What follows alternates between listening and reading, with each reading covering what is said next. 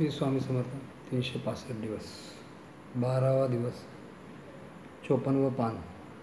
मुलाला घोड्यावर बसवा. मुळेतील ओढ्याच्या दरडीतील गुहेत महाराज होते. तेव्हा एक ब्राह्मण 18 वर्षाचा मुलगा वायू प्रकोप होऊन बेशुद्ध पडला.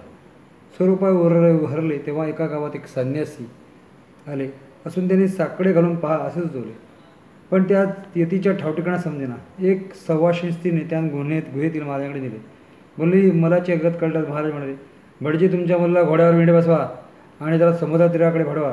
ते ऐकून स्त्री म्हणाली, भटजी, तुमचा कार्यभाग झाला, आता घरी जा.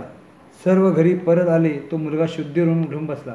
गुरु 18 बखर 219. महाराज बोलणे गूढ संकेतिक असे तरी वरवर बोलणे चमत्कारिक असंबद्ध वाटेल तरी ते मुळचे असे. उलट परिणामकारक असे. त्यांचे सहज बोलणे संकल्प स्वरूप असल्याने रिद्धी सिद्धी त्यांच्या सेवेत तत्पर असत.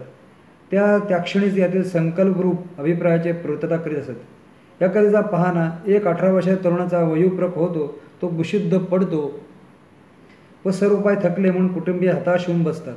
तर कदाचित त्या मुलाला काली मृत्यू झाला असता, पण नशीब बलवर्त म्हणून कोणाला तरी महाराजांची आठवण होती आणि ते शोध लागला नसता तर सुवासीन ती आदिमायेच होती. त्या सर्व माझ्याकडे अचूक घेऊन जाते.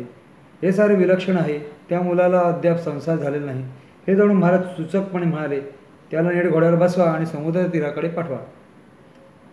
इथे घोडा हा शब्द प्राणवाचक नसून प्राणवाचक अशी विशिष्ट अवस्था दर्शवणारे. संस्कृत भाषेत घोड्याला अश्व म्हणतात, हे खरे, पण तेवढाच मर्यादा अर्थ याला शब्दाला नाही. श्व म्हणजे श्वास आणि अ म्हणजे नाही. म्हणजे अश्व याचा अर्थ श्वासरहित अवस्था असा होतो. या श्वासरहित अवस्थेत मात करणे म्हणजे श्वासोच्छ्वासाची स्थिती प्राप्त करणे. हेच अश्वारूढ बसवणे ही अजीवनपणाची स्थिती प्राप्त झाली. त्या मुलाला कोठे पाठवायचे तर समुद्राकडे म्हणजे भवसागर पाठवायचे. याचा अर्थ श्वास पुन्हा चालू होऊ तो गुढ शुद्धीवर येईल. या संसाराचा प्रपंच अद्याप व्हायचा आहे आणि तो होईल, काही काळजी करू नका, इतकाच सगळा दिलासा देण्याचा अर्थ महाराजांच्या बोलण्यात होता. त्याआधी यांनी सर्वांना तुमचा कार्यभाग झाला, खुशाल घरी जा, दिलासा देणारा अर्थ महाराजांच्या बोलण्यात होता.